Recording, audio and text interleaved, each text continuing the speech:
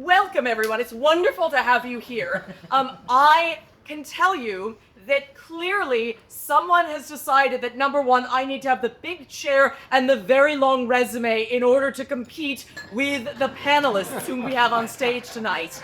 I think that's true, and I'm really excited to hear what you have to say about your vision for our, I have to say, I think we can all agree, increasingly complex world, as well as where you see UCT not only fits into it, but also the ways in which we can drive it.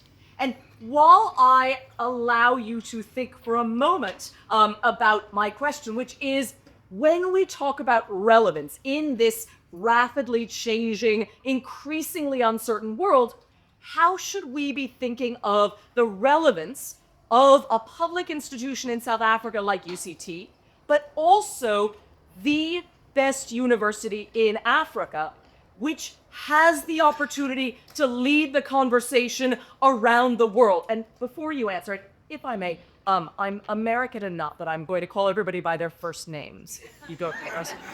I apologize. But so before and I'll just go at least initially down the row like this.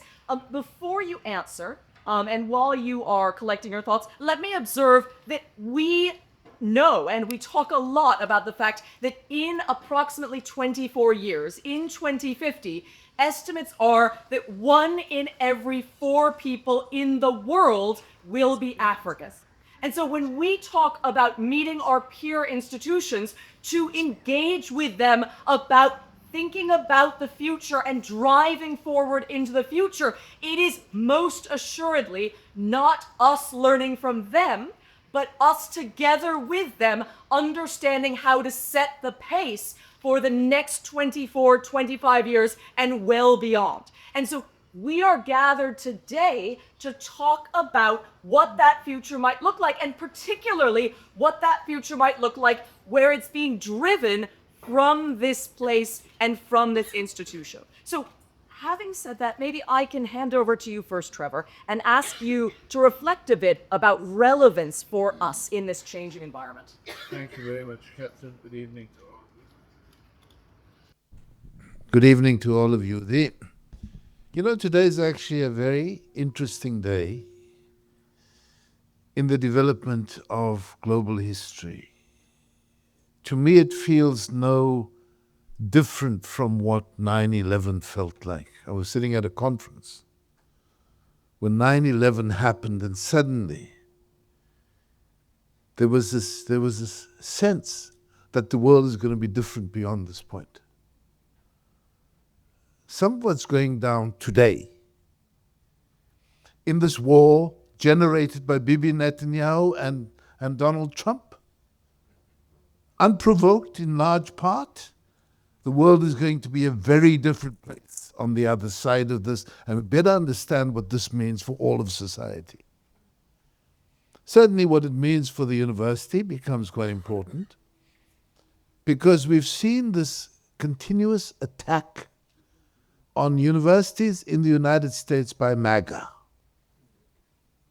Every university has been hollowed out by hard attack, and even institutions that have grown out of the universities, like the institutions of AI, are under very severe attack, the most recent being the attack on Anthropic last week.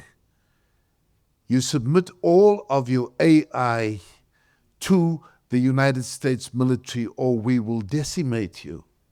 It's a very different world. It's a world of bullies that impacts on everything, because largely what's happening in Iran and as a consequence across the Middle East is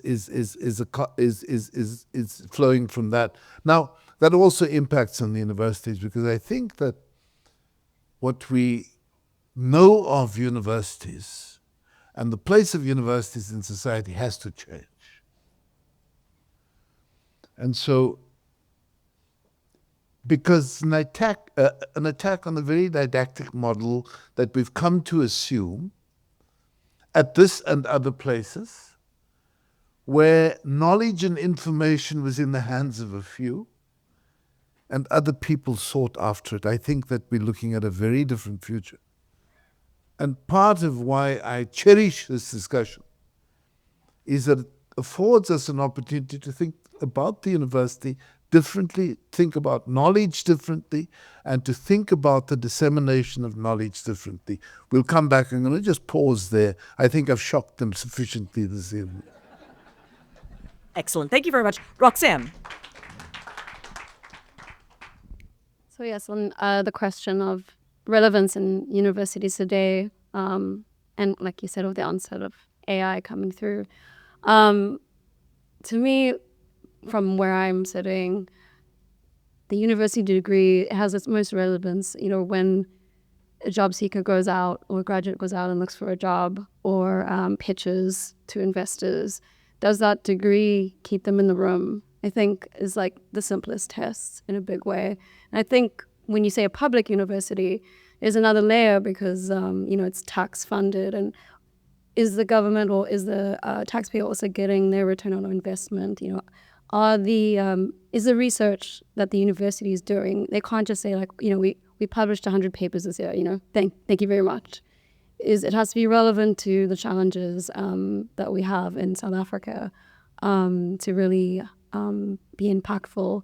And I think a big thing that's happening, I'm based in the US as well as South Africa, is a big reckoning around the return on investment on a degree in a big way. Because there was a sort of a promise of a big service industry economy that was just going to support where, everyone went to university and maybe we're all going to get sort of desk jobs. And maybe that promise is not really coming through. So there's been this, reckoning with the value of the degree. And I think that also is like, it's a good time to look for UCT as well, to see is like, what is the marketability of a degree to a graduate, which is really important because I believe the unemployment rate is incredibly high. The youth unemployment rate is like 60%. So then that relevance becomes, almost like two-part. Like you definitely have to make sure the degree is marketable for the graduate so they can, get a job immediately. But that's just the immediate. What universities have always done, and UCT was very successful, is also not, the classic, don't just teach and want to learn, like how to learn. When I was studying, there were no commercial low-orbit satellite constellations. I didn't learn about satellites when I was studying, but UCT taught me how to, look for opportunities, how to solve problems, how to be adaptable in technology, and that's where I am today. So I think, like I said, it's two-part. That degree marketability is the first part, maybe micro courses or something, so you get them in the door. But the bigger picture is still the same, teach kids jobs, teach students for jobs that don't exist currently. And I think that's still the core. Yeah.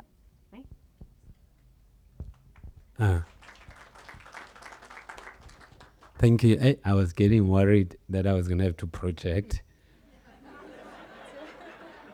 I live in the suburbs now, so I speak softly. So I was like, I have to go back to Khayelitsha. So I'm so grateful. Oh, okay. Now, let me start with the first one, that what I found, like as a marketeer, I feel like UCT and all other universities have failed marketing education. Because if I go on TikTok, the kids are telling me that you don't need school. Mark Zuckerberg didn't go to school, which is actually bad information. Because almost all the 100 to 1,000 unicorns in Silicon Valley, the average founder there has a degree and a master's degree. And over 40% of them have a PhD. So the idea that you don't need school is bad information for poor people. And so universities actually have a role to play in advertising that school matters. And that some of the politicians here didn't do a great job to tell us that they are clever blacks. So, not you, but the other ones. So I think for me, when you say there's 60% unemployment, we should also be very clear that there's actually single-digit unemployment amongst graduates. there's 60% unemployment if you have grade 12 below. So, and we don't tell that narrative very well. And it's the fault of the universities. Don't club and make education cool. You make it look not cool. So that's the first part. But let me go to the relevance one. For me, I'll go home. I'll start here at home. And the two things that I have a gripe with is I don't want to talk about global shaping when the UCT can't shape Khayelitsha. So let's start with Khayelitsha, Vahalabhag, Cape Flats, and Gugulethu first. And if we can shape Gugulethu, Khayelitsha, then we have relevance. Then that becomes local to global. But I don't always feel like we focus on how does UCT become relevant to Khayelitsha, Gugulethu, Cape Flats. Not only Kemps Bay waters and how we clean them. Those people have enough, they know how to clean water. It's Khayelitsha, Gugulethu, and Cape Flats. That's the first part for me. It's how do you make an education system become more relevant, hyper-local, not just hyper-global. As much as we want to be global citizens, I would prefer we be first local citizens because charity begins at home. The second one for me is most universities, including UCT, are dropping the ball on making sure that the boy child or the adult males are not being left behind in the education system. Over 68% of graduates, even in these universities, are female now. Nothing against women. Hey, I know someone's going to say anti-woman. No, I'm pro-facts. And the facts are that we are now starting to be in institutions where if we want relevance, then we must make sure no one is left behind. And at the moment, black boys or black adult males at universities are being left behind. And they are not at university. Only 40% or 44% of kids wrote grade 12 last year, males. And in that 44%, the majority of them are not black. And so mine is, I'm also trying to raise a flag to say that you can't talk about relevance if you are leaving black males behind. And if the definition of black is black and colored, I know Trevor doesn't like the word colored, but hey, I'm using it. So those are the key things for me, is that how do you make sure that while you talk about the global sphere, I hope you don't forget home. And I hope you don't forget that we are leaving certain people behind, and we are never going to be relevant if certain chunk of people, I've got 3 daughters, by the way, and I look at them and I'm like, hey, these ones are not going to date anyone. And if they so choose to date black, or white guys are going to be the target audience. And so I just want to make sure there's no dating gap. And the university has a role in closing the dating gap. Excellent. So before I let you pass the mic back, let me follow up on that, because the points are very well taken. And I have to say, and this is the moment when I can say that UCT, through the GSB, has a facility in Philippi. And so we are doing our best to engage. But what I'd like to ask you is how? So if we're going to be a university that is helping job seekers and job creators, I'd love to hear from you a little bit from your own background as well as what you've seen. How can we do that most effectively, both in Philippi and in Rondebosch and on the V&A waterfront, which is where the business school is? So the first part is, I, who grew up in Gugulethu, Khayelitsha, Cape Flats, I don't always see UCT there. So visibility and availability matters. And I do need to see a portion of UCT in Khayelitsha. Have an office there, why don't you? Have an institution there that's there to show that we are here to solve your problems. We're going to use all this high IQ that's here, and we're going to use it for the Khayelitsha problems or Cape Flat problems. I don't see that per se. And the second one is, I, who has grown up and graduated here with a PhD, I'm a story that UCT should tell to Khayelitsha. More than some story here that the kids in Khayelitsha can't relate to. You believe people who look like you. And I look like everyone who's in Khayelitsha. Not now, yeah, then. but I'm still a story that matters to them. So that will be the second part for me. And then the third one is that I find like the pedagogy of teaching that allows us to, I have kids here I sponsor over 10. But when I ask them, what assignments are you doing that makes you so passionate about going back home because there are everyday problems you see it where you grew up, there's very little of that. Like I find like lecturers here sometimes don't have cultural relevance where you are teaching a child with cultural relevance. Like if, for example, one of my kids I'm teaching here or helping funding is studying utility theory. And then he says to me, hey, and then they put pizza as a concept. And I was wondering, pizza. Why didn't you use tribe? You see, for me, that's the thing, that these are everyday relevance issues that we take for granted. Why didn't you use fed cooks and tribe to teach utility theory? Why did he have to go and think about oysters when he's never eaten one? So these are the everyday things for me that I need to see more of. Excellent. Thank you very much. And Roxanne, let me ask you a similar question, but from a slightly different perspective. So you were talking about the ways in which UCT helped you to get into and really shape a job and an area that didn't exist, or at least that you didn't learn about when you were here. Reaching back into your own experience, as well as what you've seen professionally, what would you say that we can do in order to ensure that we are shaping the students, wherever they're coming from, who will be able to drive us into a future that we don't know yet? Yeah, that's a great question. So thinking back to the experiences that I had, I think the UCT strength was it is a sort of a microcosm of society. It is a space where you're sort of, if you want, I did start a business while I was studying. And so it was like a captive market to sort of trial and error.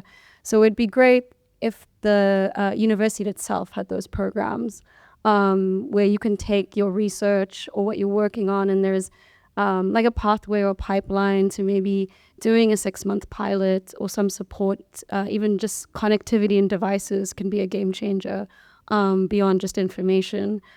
Just a sort of pipeline for ideas to startups. It doesn't have to be funding. Sometimes it's just having the space to have meetings.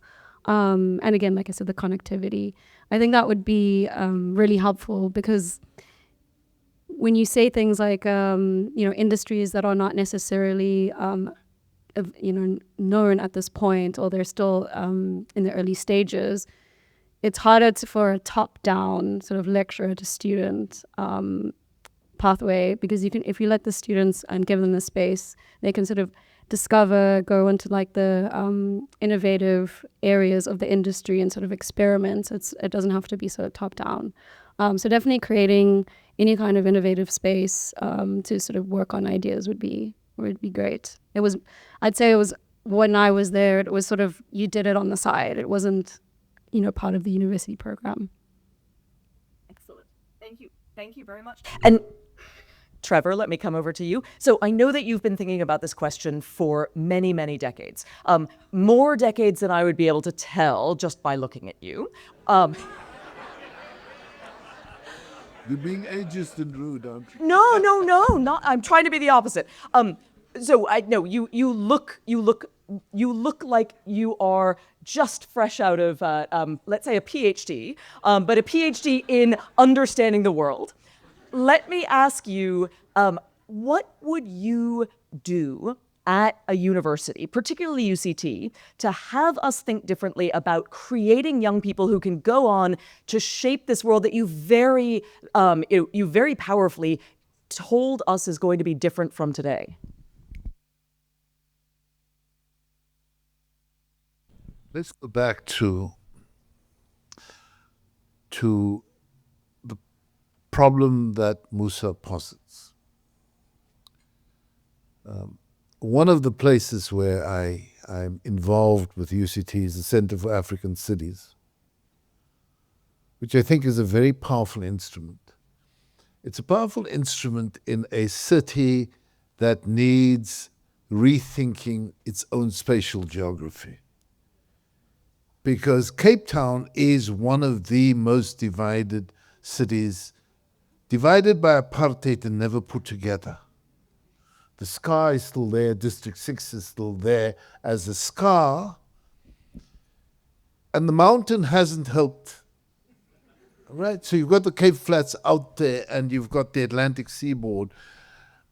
And so rethinking how people interact in the city becomes fundamentally important, and everything around it, including issues such as public transport and the way in which people interact with each other in a common city, becomes an important issue, not just for Cape Town, but also as part of a projection into the world. Now, as you rethink this, it's not just the spatial geography.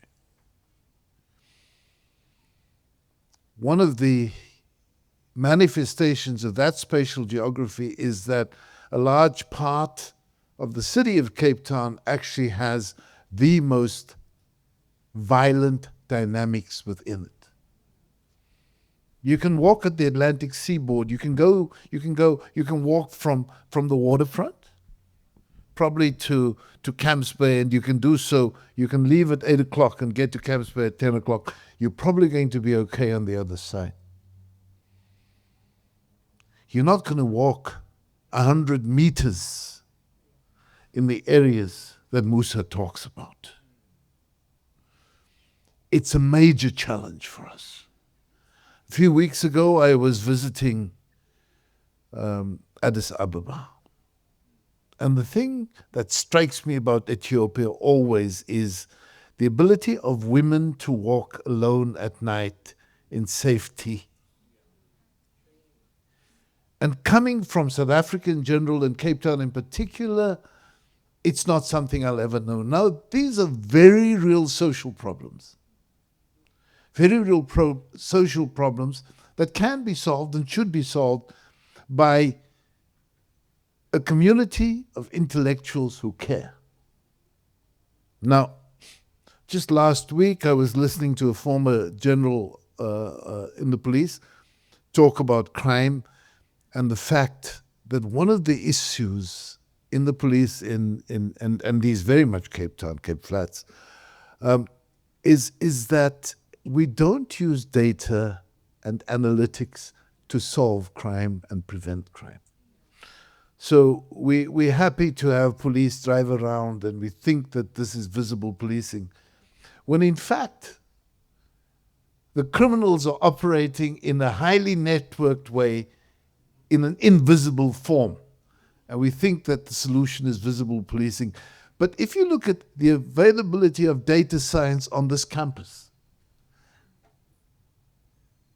it's a complete problem that we never apply these kinds of issues to that reality. And then you bring in the story of the boy child and the dislocation and alienation of people growing up on the Cape Flats. And then you begin to understand that the extension of the university requires an entirely new pedagogics that is available, that needs a different construct. Included in that construct must be the need to bring different faculties together, because we are whole human beings.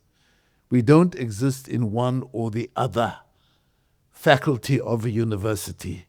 It's this kind of thinking that I think must challenge us, including what we do in science and space technology.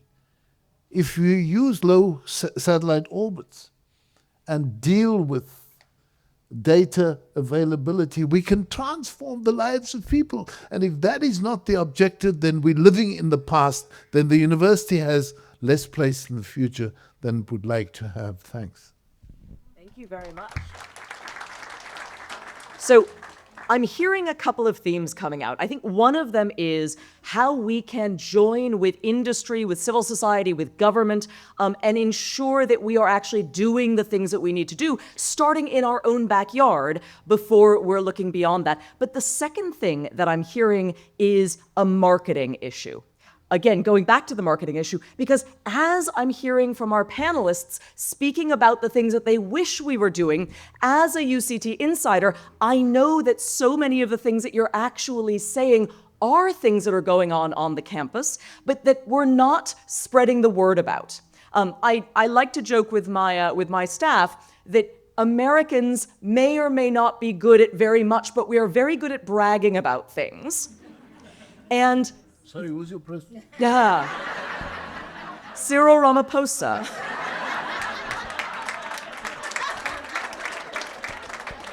We belong to the country where we are and have chosen. It's like a family. We choose our country, and I'm very pleased to be here. I am South African enough to find this cold in March. I'll leave that here. But I think so. The second question is, how do we as a university ensure that we are doing what we need to do in terms of basic research to drive forward the things we need to know, but that we are also, number one, integrating that research with policy and practice on the ground, and telling more people what it is that we're doing. Because part of what I'm hearing is that a lot of the stuff that is going on in some of the buildings that surround us is not getting beyond those buildings. And it must. And I think that's particularly true for let's say, postgraduate and undergraduate students. And I wanted to start with another question for you, Roxsanne. So what I'm really hearing about in terms of the innovation that you had access to when you were an undergraduate, or the degree to which you were doing that side, to the side of your studies, I think that is often the experience that a lot of undergraduates have. What I was just describing, the data analysis, the UCT climate, the climate group, the Power Futures Lab, which is at the business school, which is really looking at ways in which we can electrify Africa, as well as, Kailicha.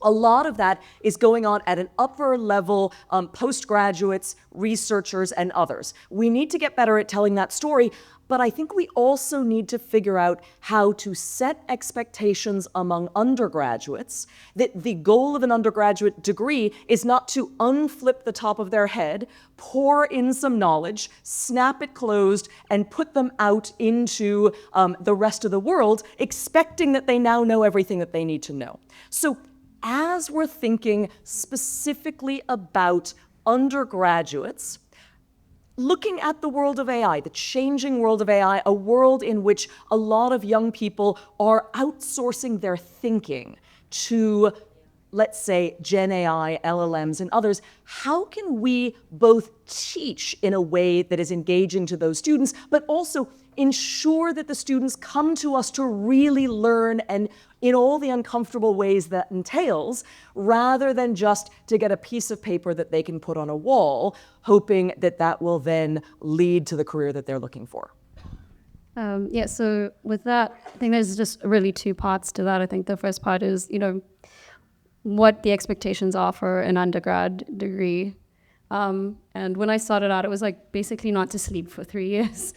I was just like, we had our classwork. I had like an unpaid internship. I had a service industry job. I don't really remember how I did it in the end, but I think that was like, you have all that youthful energy.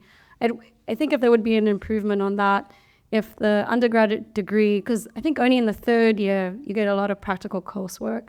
So if there was like more of a sort of vocational technical aspect to particularly like engineering degrees, for example, that are during 3 years, that would be really useful. So you're not adding it on top of your coursework as well.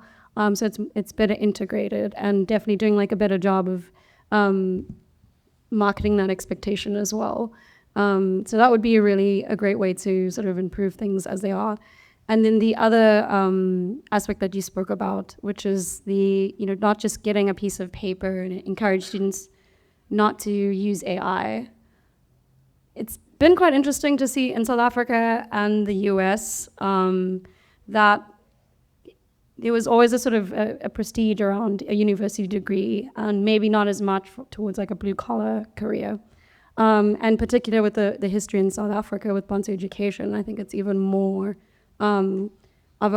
more hopeful to just go to university, and there was more of a push for that as well. And with this onset of AI, we know they're coming for a lot of desk jobs. I'm sorry for the lawyers and the accountants and those in finance. It's like those are degrees that, people are very concerned, and software, the biggest one. And people are looking at plumbing and welding and all these other degrees that maybe in the US and South Africa didn't have that prestige. But it was interesting, I spent some time working in Asia where those vocational degrees do have a lot of prestige because they can lead to jobs at Samsung or LG. And so I wanted to see something more where those two are sort of brought together. Yes, there's this threat of AI and this idea that, you can outsource some of your thinking. But there's lots of careers that, have a lot of hands-on work and have a lot of practicality that aren't as threatened by AI, but you still need that research base to build out the future. And I think at the end of the day, the biggest thing to educate people on is that AI is only as good as the data set that you feed it. So, it's like a feedback loop. If there's bias involved, that's why university research papers are feeding it, and it's important that those data sets are properly vetted, the right questions are asked, the right ethical procedures are walked through before it's fed in. Otherwise, the human side of it is still really important. Excellent. Thank you very much.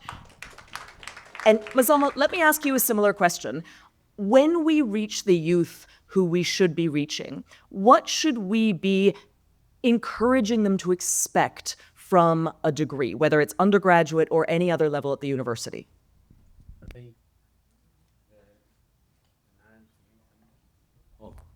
Good. I think the first thing though, since I've lectured here, I don't think we are resolving this thing about research universities versus practical universities, if such a thing is a technicon, a technical college. You're not going to get, UCT is not a technicon or technical college. So we must make peace with certain things, but be honest with me and be honest with the young one on what exactly is the role of a research output-based university versus if you want to be a plumber, don't come here. We're not plumbing here. We may be plumbing something else, but we're not plumbing a pipe. So then let's be honest where the line starts and stops. And that is not always clear. And then the second part for me is, I'm not sure it's UCT always job to get a student ready for work. I feel like you're setting the university up for failure. To say the university's job is to get you ready for work. The university's job is to help you make sure that when you come and I employ you, at least you can think and see a problem and come up with the solution, and then I'll figure out a way with you how we apply that. But if you come already like low IQ and not thinking, can't solve problems, I'm not sure it's the university's job. Then the third piece for me, what I'm not finding at universities now, when I was in San Francisco, like working for Google, none of those people I worked with had a pure degree. No one said, I have this pure, they live in the intersection between art and science. I did philosophy, psychology, maths, stats, and here it's very fixed. BCom is this. There's no like love for art and commerce. Art and science. We don't live in the intersection between art and science, so which makes our students too linear and not broad enough. I haven't been in Silicon, all of the time I spent in Silicon Valley, I don't remember actually. Someone I said, oh, you're a CFO. What did you major in? In philosophy. I'm like, yo, not in my country, you have to be a CA. I feel like we have a lot of work to do to rethink the role of an undergrad, which shouldn't be as fixed as it is in this country. I feel like we're too backwards on highly structured degrees. And those are some of the things I would say like, and then the fourth part for me is the university should have sufficient data set that allows itself to know who is in front of it.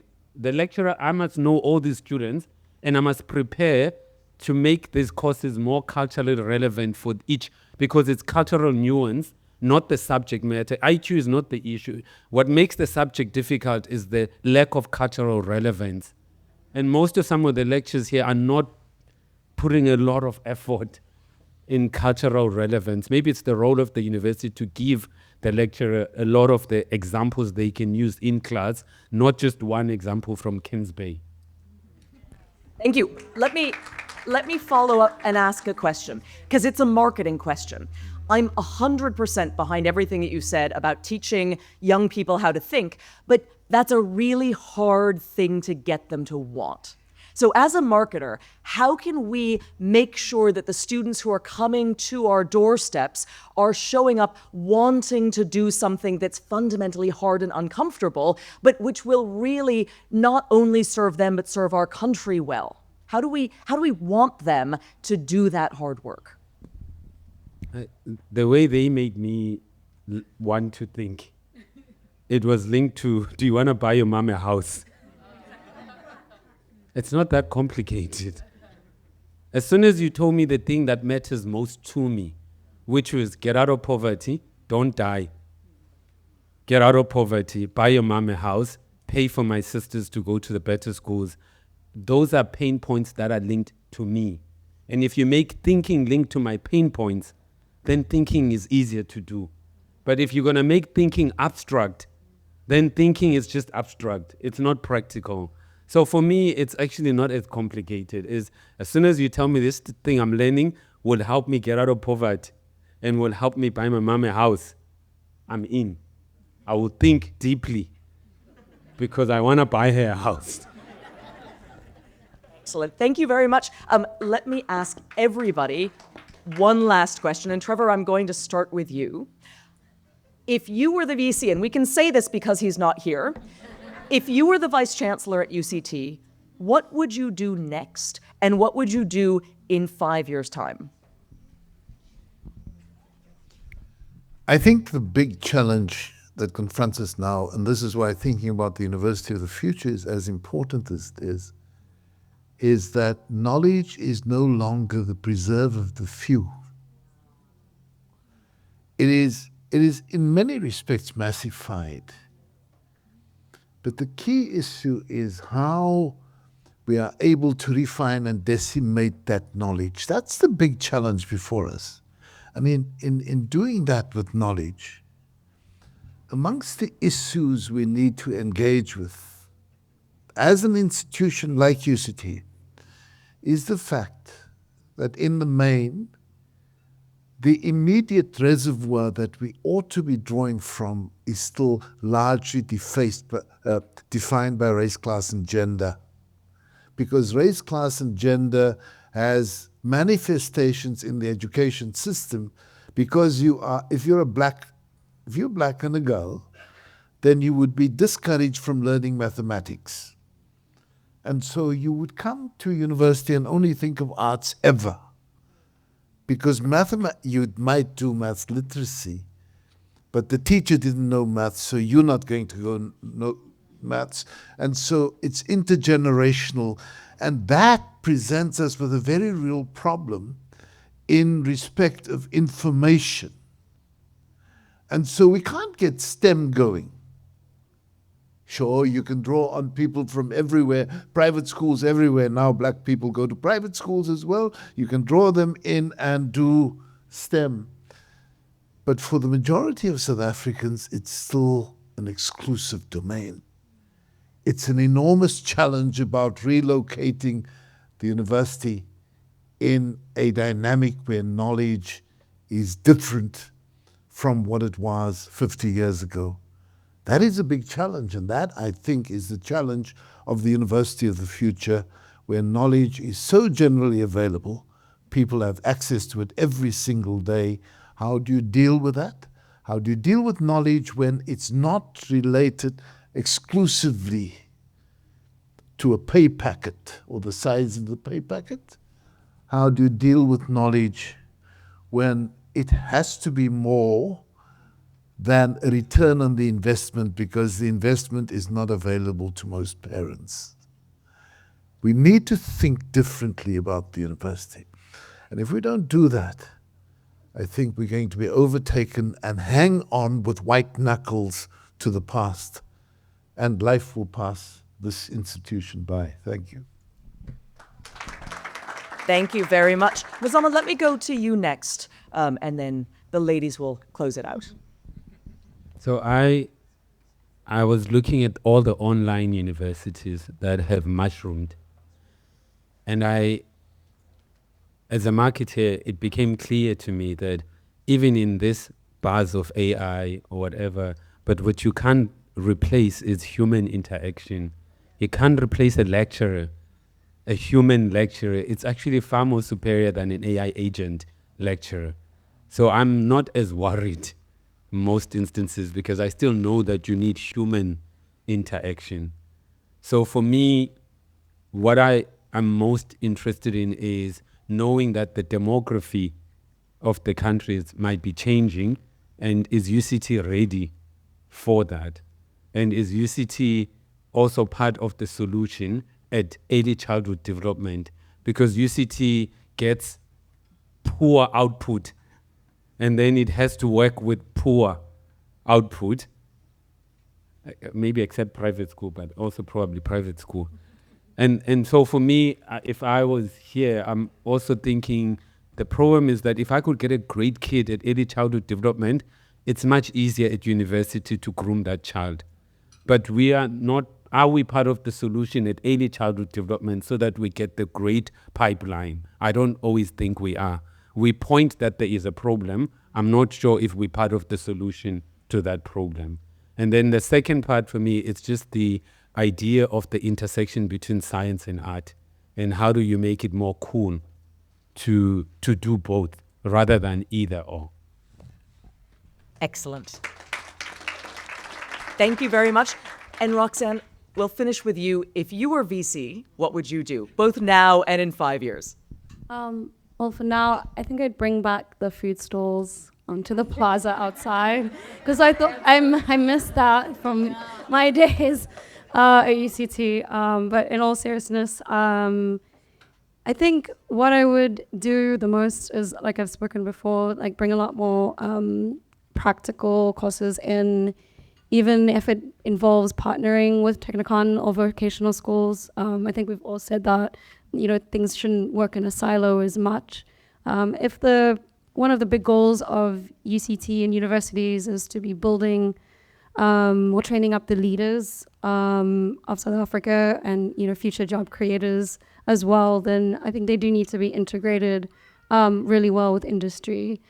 So that would be what I would do for my 5-year plan. Excellent. Thank you very much. So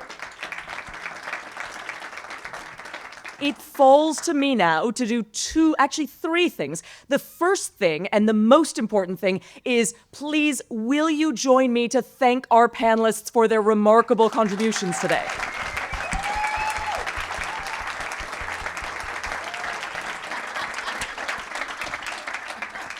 It really is a pleasure to be able to come together with such a large group of alumni, friends, and supporters of the university to hear such deep, provocative in some cases, but deeply true insights about what we need to do, where we are, and where we need to go. So thank you very much again. I very much enjoyed this. Our conversation has kept me warm on an increasingly cool March evening.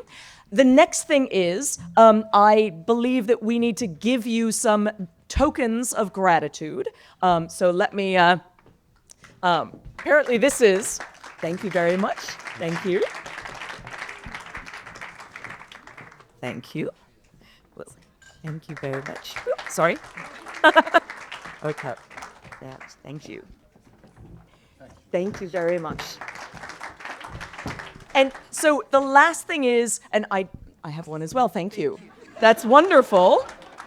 It is up to me to close, and as I close, I wanted to share with you my favorite ever quote, which is from a Nigerian author named Ben Okri.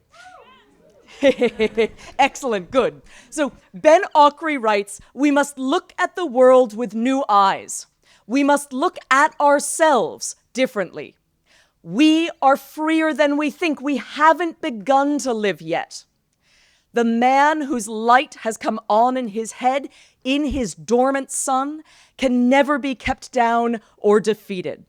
And then he writes, "We can redream this world and make the dream real. And that is what I think we do at UCT. We do it imperfectly, but we do it with passion, and we have the opportunity and the responsibility to continue to do it as well as we possibly can for as long as we possibly can. Not only do we collectively redream this city, this country, this continent, and the world, but we have the links, the networks, the insights, and perhaps most importantly, the opportunity to share our goals so that we are able to implement. Because as we all know, the implementation is the hardest thing.